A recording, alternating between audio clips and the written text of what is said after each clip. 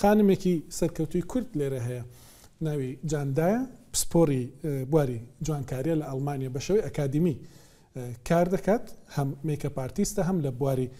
بڵین پسپۆرەتی جوانکاریشدا کاری کردووە بیناسن دوایی جانتا لێرە لە ستۆدیۆ لەگەڵم دەبێت.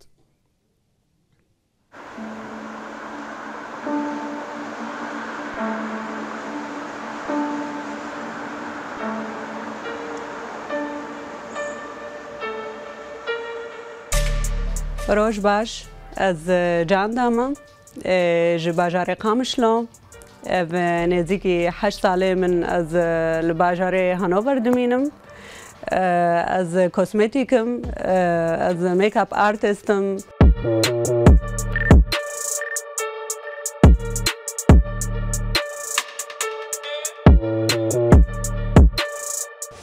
ez ser û çavan wan paqij dikim ez mujanka çê dikim ez rû paqij dikim ez dihêlim got kes beal min çawa hayê wa şermêwan hebe û ez rastî hêj zaroktiya xwe de hejvî karî min dikir û ez ketim vî mecalî de ji ber gohê ez biçûk bûm hejvî karî dikirim.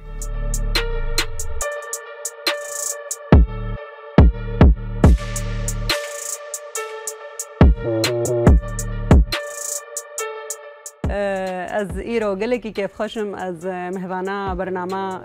دیاسپورا ما و از ایش جوره بهتر جی قال بکم گوچها و مروف جنه خوشک تردکه و جنه جوان تردبه. چند خانم خیراتی دەستپێکێ من وسا هەزر دەکرد و تو میکەپ ئارتیستی لێ راپۆرێ دەژین نامە بهیست ینی گۆه لێ بوو كنت بحثي كوسمتيكس تكرت اشتكى فرحت رجع ميك اب ارتستيه تذكري هنا كي زادت لسر بروفيسيونال خو كار خو لالمانيا باخفي بله از ميك اب ارتستم از نتنه ميك اب ارتستم از كوسمتيكم كوسمتيك گلكي فريا راستي از نبس مكياج چيدكم از رموشا چيدكم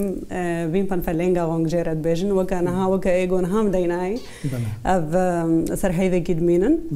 از ليفتينج چيدكم او جدي سامجانكن امات قلبينن و از بغاو ليفتينج چيدكم او جي مونا وك مثلا بيركن هنا گلكي بروبليم هي جموانا بموي وانارا وقتا غومودا كتيبه از ليفتينج چيدكم او مواد هلدم او جي گلكي تقنيه كخوشكه وباشا از گزيش تقنيني غونگ چيدكم او جي گلكي باشا باقش كرنا ارو از ويجي چيدكم و از بيبي گلو چيدكم از درمانيدلينگ چيدكم از تاتو چيدكم او پرماننت ميك اب جيرد بيجن او جي وقت كاري بيجي مكياجا دائمي يعني دم دريجه ميك ابك بودمك دريجه او جي مثلا قالك هنا راستي تشاو ايجو بروبليما وهبه مثلا نكاري بن مثلا موي وانا تنابن ام تشيدكن او وكا مو ام تشيدكن وكا جيرد بجن وكا شعره يعني وكا مو دي تشيكرن او جي تقنيه كا نو قالك باشا قالك خلق حجيدكن قالك خانم قالك لي يعني تشيدكن راستي واز فيج تيجي تشيدكن تقول از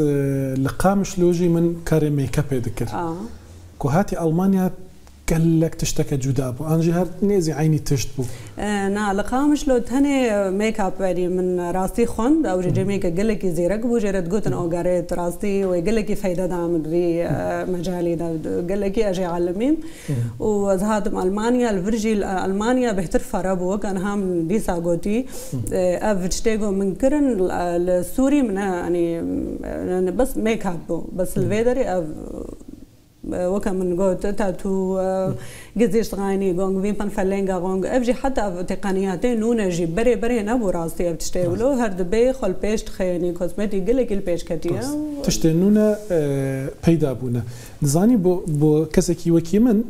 از دفكرم كسكو ميك اب ارتست بو كسكو وا كاراب كار جان كاري كوزمتكس دبجم تما دچن دخوينن يعني تكاريتو فير ببي نينك كاد هناك درمان للريا خلكيت ديو تشوف نولو نا ازبي نا نولو راستي اري مروف دبيجي قيبلكي ولويا بس ميك اب يجار نولو ميك اب زيت بخو يعني ازجبر ولو جيت خازم بيجو جي علمه علمك قالك نهار راسي أدخلنا الأكاديمية إيفيتا شولة هانوفري راسي بزمانية ألمانية جي جمرة قال لك زحمت بو وكا بيجي خلاص مخلاص جيكر زحمت يعني خندنا كخندن جيرد حتى أو ميك اب أختاقو مروف دبينات سر هنا كا بيجي يعني وكا مكارن بيجن سهلة مكارن شيكن بسنا خندن جيرد في واسكارم ویجی بیجم چیک پیرکا کگو بخواز بیجنا گو خواست هره میکاپ دینه هره جمعی که راستی میکاپ آرتست بگو فیلم بکیج مکیاج زانی بچه‌و دینه راست ارزان تربه نه باشه نه نه راسته ام هناك لسه ترند باخذن ترندن كوزمتيكس سال 2023 عنده تشتك تيجو هرتن كو بري هبو إيصال تشتين نوترتين هر سال نود بي ميك اب هر سال نو يا نينا ميك اب نود بيجي اف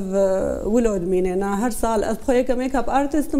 هر روج راب مثل ترند اد ما زين ما خازم زاني بميرو تشي بو يا ايرو تش مرو نودا كتيا بس نها قالكي ابي سال 2 سال 2022 2023 قالكي صار كونتورينج هذا شغلان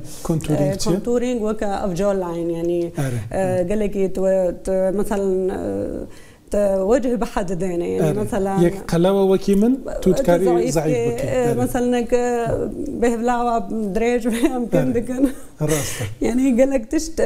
راستي ميك اب جي قال لك فرابويا برينا بو بري قلمك بو كلا جواب وجرد قوتن كريمك بونها قال لك فرابوا نها مثلا بويا مثلا يا سبيدر كتيا يا رش دركتيا يا برونز دركتيا قال لك يا وجي فرابويا تشتن ينبري تشتهنكو إيصال دي سافاقرن دي ميك اب يدا بوكا جليتر جليتر يصال وي قال لك ترند ب مثلا اي لاينر يعني اف هيلا ناف تشافا جليتر جي وكيد بيجن بيجن باقو بريق او جليتر قال لك اذا كتبري كان سالانا بو راستي قال لك ماتبو ميك اب نها قال لك جليتر اللي زيد ابويا قال لك خانم فيج داو دكن ما يقول ام جليتر جواره دينا وكدي ساجي مغو كونتورينج قال لك تي بكار يعني نجبرجو قالك بيرك معنا توا هنا بوجه وانا رام بي واتشتا دوشيرن جوانا وقال لك ابنا ترند راستي كورونا هات وخلكي ماسك دادنا وزحمت ببو يعني ما ميك اب جي قالك ندي ما خانمن خوشك تشاف دديتن تشاف خوشك ما قالك دديتن للرو زحمت بو كاريجريا كورونا يتشبو لسركاري و راستي يتشبو قوى الرئيسة كورونا قال لك هبو تأثيرها سر يعني ميك اب سر فخزوها سر ايجو بوري تشت كجبر ام قال لك كونتاكت ما بخلقي هبو كاري ما سكني راستي او صالت كورونا دبتي زحمتي هبو لانها دي سكار بردوام بو وكا تقول خلقي يعني ماسك دينا تعبي خوتاني تشت كرم تيجي سر ماجي سبقو راسته ليه يعني نهادي سكار دي سوك بري وغرايش برغو كورونا بشكل باشكد الدنيا مودة جلو برجي رنگ صالح بله د كاري ودا د كوزمتيكس تشتي وسهنا رنگ صالح انجي ايه بله د ميك اب ده هي اكيد بله مثلا وكا رنگ براون قال لك انها رنگ قهوه او قال لك درجه ميك اب ده ميك اب او قال لك فاين انها بواني درجه قال لك يعني وكا مثلا اوكي يعني ميك اب مثلا دفيولو قال لك وكان هام جودي ساجي كونتورينج تدا يعني او تشتكي وكا بيجي اساسيه تدا كاك زردشت هفجينا تيا وهنرمندك سركتيه لالمانيا دوار شانو غريده بتاوتي واره بغشتي واره نواندر ام دبيجن كاريغريا كاريتا كوزمتيكس ميك اب لسر وانتيا التياتر دا تشوا كاريغري هي تشتي غوارتن بله او ماسكن بيلدنا من بيرا كاركر بزردشترا د كارا من كر يك جي وندا كيستبو يك جي علادين بو بهردو بيرا كاركر من بيرا كاركر اللي راستي خو قال لك د ماسكن بيلدنا دنا بينم او ميك اب كا جودا يا راستي از خاطر از دكم لي از خاطر برغوس بهتر خوج يعني ميك اب او مثلا يا شاهي وش كوزمتيك راس خجيره فعلا دكم يعني اوید بجنه گریم نه گریمه تایبت یا شانو گریان هر کسی خونک هه نه خونات او بو از بخوینم و وەکی دەبێژن لە ئەڵمانیا سەرکەفتی بم و دەدەما کە کێم دە تو سەرکەفتی بووی بەڕاستیژی هێژی نەبوونە 10 ساڵ تو لڤڕینە لە ئەڵمان 8 ساڵن تە خواندنجی قەدیاند و ینی بووی کەسێکی سەرکەتی خەوناتە چیە توازی چ بکەی ئەس خوازم مارکتینگێک ناوەیەمە هەبێ وەکە ئیرۆ چلۆ ئەز میکاپ ئارتستم ئەز بە پرۆدۆکتی غیری خۆ ئەز دشەغڵم ئەس خوازم ڕۆژێکی پرۆدۆکتا ئەمژی ئەژی کەوکە ژنەکە کورد پرۆدۆکتا ئەمژی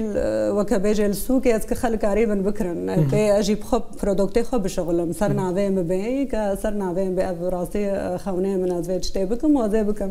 سەدیسەد تۆ دەکەی چونکی تە ئیسپات کردێتانها گەلک سپاس جاندا کو دگەلمە بووی هێویدارم کو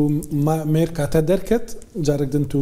لەڤەر گەلک سپاسش وەرەژی و گەلک سپاسش کەنەلارۆداڕە بە ئیرۆز مهوانەوە مەلبێ سپاس